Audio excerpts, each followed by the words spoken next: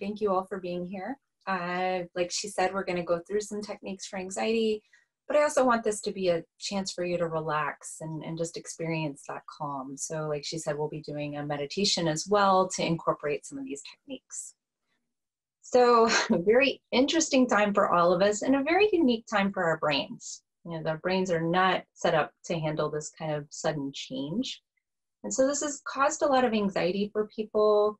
There's been a lot of difficulty, a lot of fear, even tragedy for many.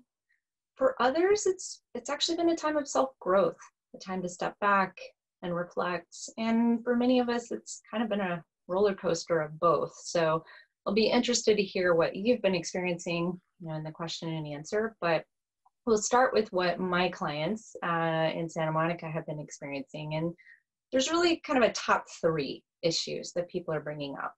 So number 1 is the anxiety about the what ifs of the future. You know, all these anxious what ifs that we really can't answer.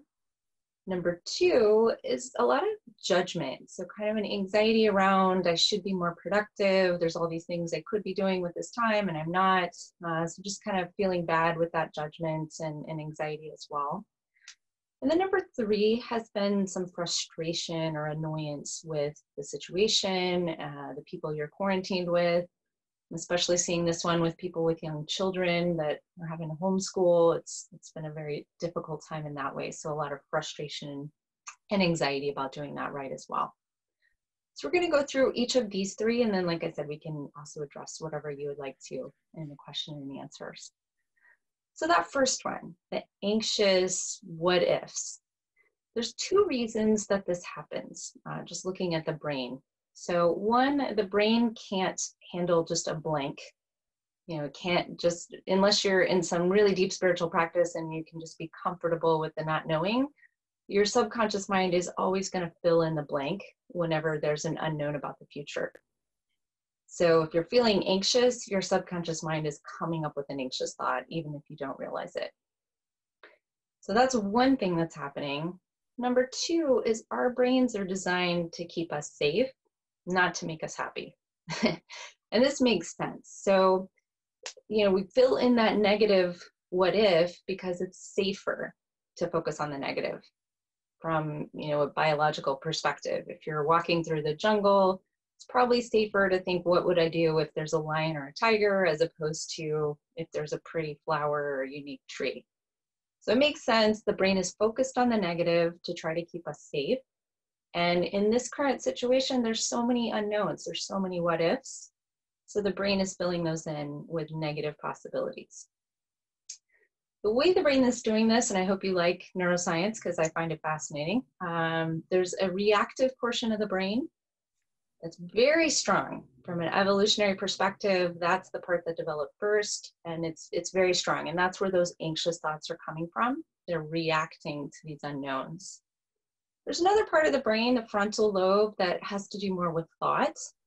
And by getting into that part of the brain, we're actually able to calm ourselves down. Like I said, the reactive part is very strong. Particularly with these negative what ifs, we're not going to be able to convince the brain that those negatives aren't going to happen. Most of us aren't psychic. Even if we are, we aren't always sure. So we can't say for sure that those negatives won't happen. And so telling ourselves it's going to be okay generally doesn't work. What we can do is try to get into the frontal lobe with the exercise we're going to go through today.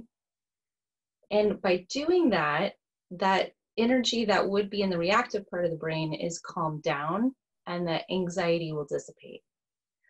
So what we're going to do today is I want you to think of one negative what if that you have, one thought that's making you anxious. What's going to happen to my job? What if, my business fails? What if I get sick?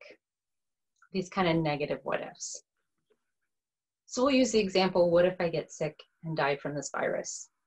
It's a very reasonable what if. And we're not going to be able to fight that and tell ourselves it's not going to be true.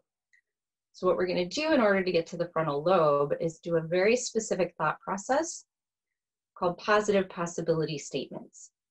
And these statements will be, it's possible that blank, and you fill in a positive possibility that you actually believe.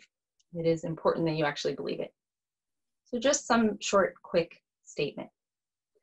So for this one, for this negative possibility, I might get sick and die from this virus. The positive possibilities would be, it's possible that none of my contacts have been sick. It's possible that the hand washing and social distancing is working. It's possible that even if I did get sick, I wouldn't die, it would be mild. These kinds of things. So this is how it works. So by doing that, you're in the frontal lobe, you're forcing yourself to think, and you'll eventually calm just because you don't have that energy in the reactive part of the brain. So we're going to do this in breakout rooms. So Anna is going to separate you into groups of 2. You'll just very briefly, just 5 or 6 minutes, just tell each other what your negative possibility is, the thing that you're worried about, and then state to the other person those 5 positive possibility statements. And state them just like that. It's possible that blank with a very short answer that you do believe. So I want you to go ahead and do that now, and I can break us out into groups. Okay, can you hear me right I now? do, yeah. Okay, so if you, it looks like I'm not able to go into breakout rooms while I'm sharing this. So I'm going to stop sharing my screen and now put you guys into breakout rooms. So I will see you in 5 minutes. So 2.5 minutes each should be good. So I'm going to break you guys out into, and if you end up in a room alone, I apologize. You'll be able to see it, Anna. Then you can move them. Call me if you need help. Okay, thank you. Thank you. All right, so see you guys in a little bit. And also, some people looks like maybe in on the web and on their phone number. So just, you can drop into each room yourself too and just kind of check in on people. So you might want to do that. Dan can show you. I'm going to go into my breakout room. Okay. You go to join if you want to check whether so you give them a minute. Okay, so Kate Bellado. Okay, so can I move her? Move to room 11. Is there anyone in? Yeah.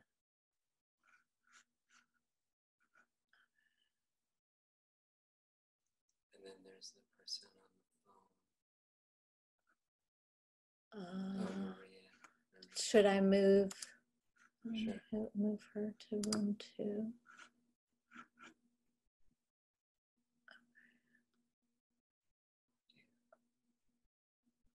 Okay, that phone number 1. Oh, DN, that person.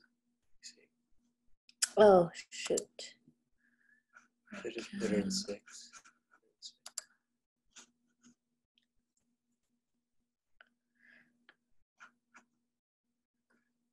So Alicia, maybe we'll go to like 3 minutes because some rooms have 3 people. That one though might be a phone. Okay. Okay, that's fine. Yeah, give people a little extra time. They can at least introduce themselves and chat a bit too. And Dave was saying like jump, like you might want to check in and just see if everyone. I'm not like, gonna, I don't what. if you don't want to yeah, I'm not gonna do all that right now. It's just possible someone could be alone without us. No. Oh, well, that's why I wanted to say if anybody is alone, then just do this on your own, you know. And then you can, when you're halfway, you might want to broadcast a message. Yeah. So I'm assuming maybe we're halfway.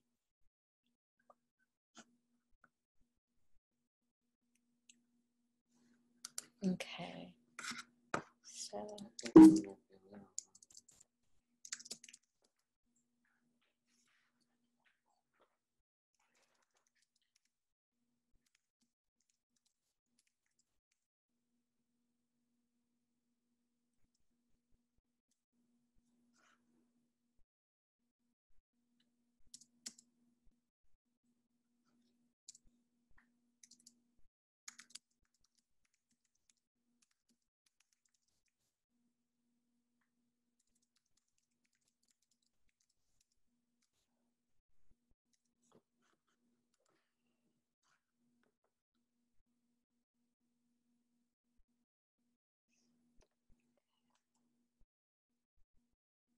I think it's going great, Alicia. Yeah. Oh, good. Good. Yeah, I talk fast, just naturally. So not bad to give them extra time to talk to each other because they do talk pretty fast. Yeah. Okay, good. Good.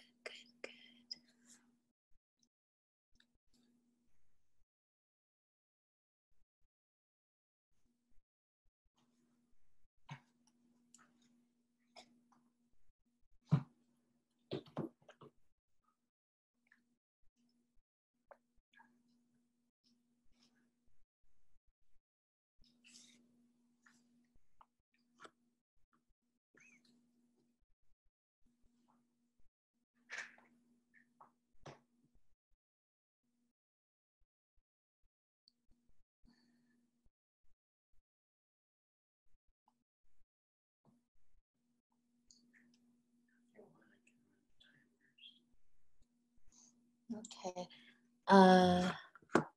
How do I, oh, when I go to close all rooms, it gives like a minute. Yeah. Okay.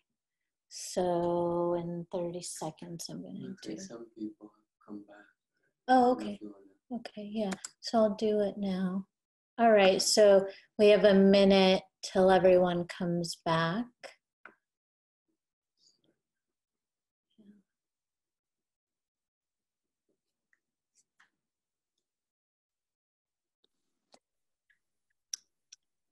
Do you want me to share the screen now, Alicia? If you want to.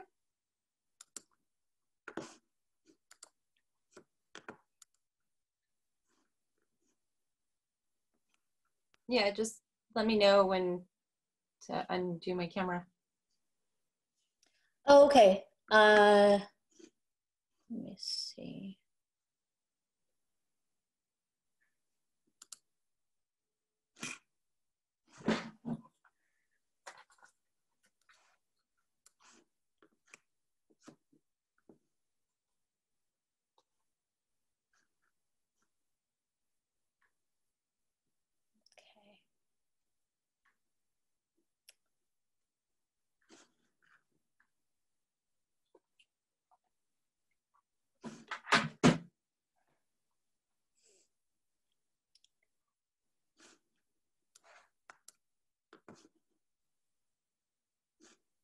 Okay, I think we're all back. So I'm gonna, okay. All right, we are back. How was that? Great. So my spotlighted again. So welcome back, and I hope you all were able to get just a little taste, a little feel of what that can do. What I've noticed as far as actually decreasing an anxious state is that it often takes 5 minutes of streaming those statements one after another. Like I said, that limbic system, that reactive part of the brain is very strong, and it'll keep trying to suck you back into negative thoughts and anxiety. So it's important whenever you do this practice that you determine a set amount of time or statements beforehand. So you'll either notice you're anxious and then you'll start with 5 minutes. And for the whole 5 minutes, you stream those positive possibilities. And then, that will help to calm that reactive part of the brain. Or you can decide I'm going to do 20 or 30 statements, or you can think I'm going to do it for the rest of my shower. I'm going to do it for the rest of the car ride. But just decide ahead of time, because that reactive part of the brain will try to suck you back into the anxious state. And the only way to get away from that is to make sure you're putting all the energy into the frontal lobe by doing these thoughtful statements. And then eventually that anxiety will calm down. So try this later today, and then try it whenever the issues come up. So let's move on to the second and third. So in the interest of time, we're going to put these two issues together, and we'll do a couple of techniques within a meditation. So you actually get an opportunity to relax and hopefully decrease some of your anxiety right now while we practice these techniques. So if you'll recall, these other two issues that people have really been bringing up to me are, one, that judgment on ourselves for not being productive or doing enough with this time. And two, that frustration or annoyance with the situation itself or the people that we live with. So we're going to be going into a meditative state, and then I'll talk you through a couple of techniques that you can use whenever these situations come up. So I invite you all to get as comfortable as you possibly can and close your eyes. And I want you to just take some deep breaths. This is your time to just relax. See if you can make that exhale a little longer, a little slower.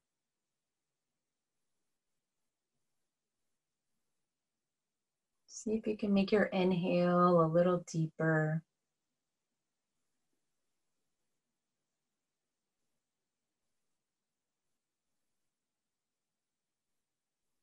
And as you're breathing, just see if you can let your chair take more of your weight. Just really relax your muscles into that chair.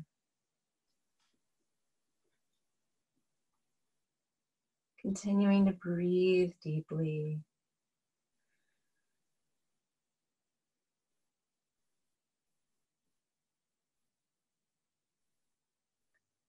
And I want you to just notice any sounds in the room where you are. No judgments or thought about them, just label them sound and go back to that deep, relaxed breathing.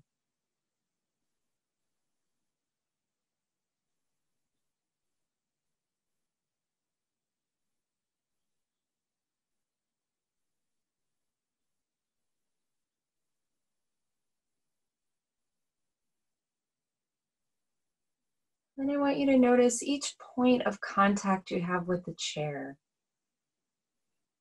So just notice that sensation of your body resting on the chair, relaxing further into it.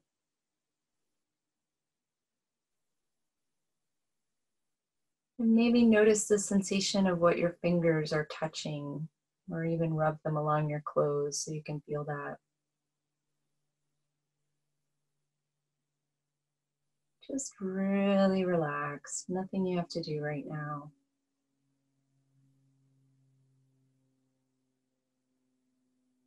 Now I want you to imagine a time when you were feeling badly about not being productive enough or something similar to that. But just imagine it from this relaxed state, like you're watching a movie of yourself.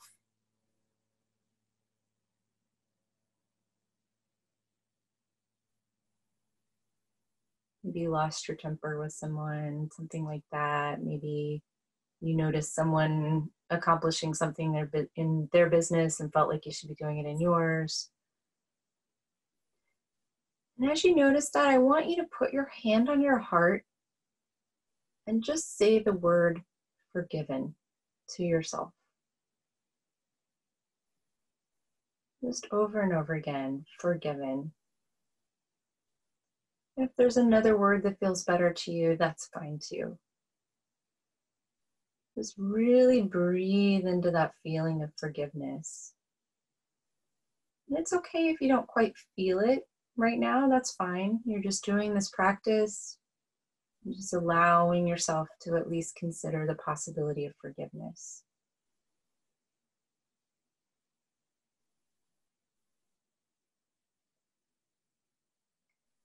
Now you can put your hand back down and just go back into breathing deeply and just focusing on that breathing. And just see if there's any muscle tension that you could further relax. And now notice if you can hear any sounds outside of the room, any sounds inside the room. Just noticing those sounds.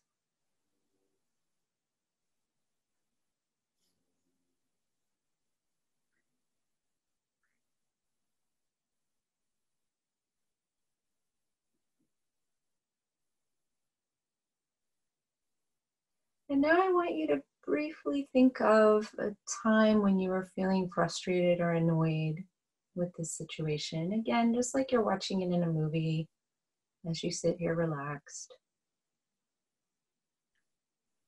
And as you think of this time, I want you to state the situation. So even with this annoying situation, and state what it is. That bird is chirping. Even with this situation, the refrigerator is humming. Just listening to the sounds and saying, even with this situation, I hear that sound.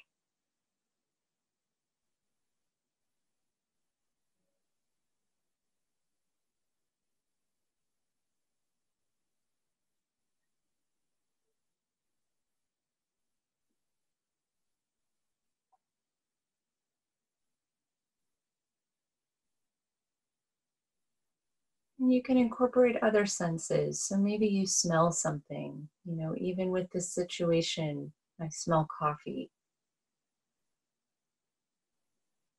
Or maybe you're just feeling that chair underneath you. Even with this situation, I feel the chair's support.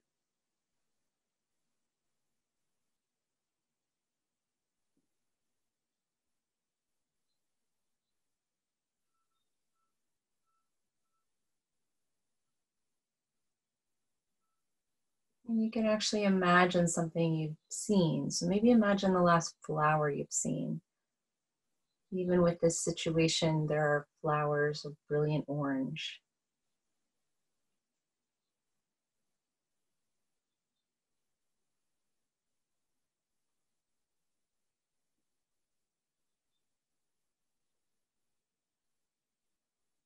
And then let's do a gratitude statement in there as well. So even with this situation, I'm grateful for whatever.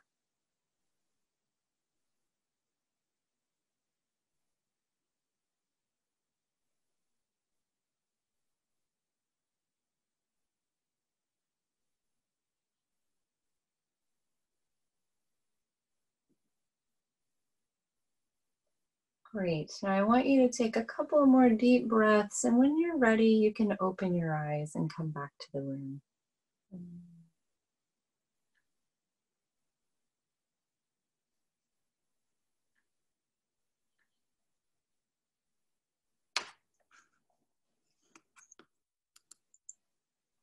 Great.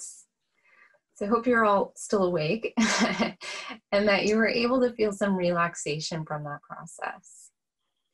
And maybe you could even feel some spaciousness around the annoyance. So there's the annoyance there, but there's also the spaciousness of recognizing what else is there. So we combined a few techniques right there, but these are ones you don't have to go into a meditative state to use. So our brain acts on neural pathways that are triggered by certain activities. So in an achievement-oriented society, many of us, when we're not feeling productive enough, will automatically trigger the neural pathway that has to do with judgment and anxiety. By doing this forgiven exercise, which you can do at any point during the day, you miss the exit on the freeway, first you say forgiven rather than going into that automatic pathway of, I can't believe I did that. So you're interrupting that pathway so that you can actually be calmer and then make decisions instead of just judging yourself. So use that one frequently. The other one is the even if exercise, and that can be done all the time as well. So the children are fighting, even if the children are fighting for the third time today, I'm grateful for this coffee. Or even if my husband got the wrong thing at the store, I can hear the birds chirping. So just doing that with senses that you are able to sense or gratitude statements, whichever feels the best for you. So I hope you enjoyed these, and I hope you really got a feel for them and can use them more. I have a lot of other techniques, if that would be helpful for you, on my website. My website is amahermd.com, so AMAHERMD.com. And even there's a program, a teachable course that I have called Achieving Calm in 10 Minutes Per Day. And if you just go under the Programs tab on my website, you can get more of these techniques in a similar fashion of me kind of walking you through them. So I hope you enjoyed this, and I'd love to hear from you.